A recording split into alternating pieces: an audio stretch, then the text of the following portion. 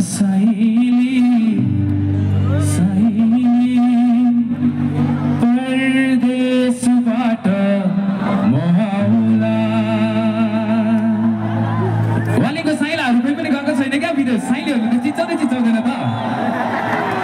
साइली त्यही भएर हामी पालपालीलाई नहेरेको जस्तो लाग्छ है साइलीहरूले स्याङ्जाको साइलीहरूले ओके चालिस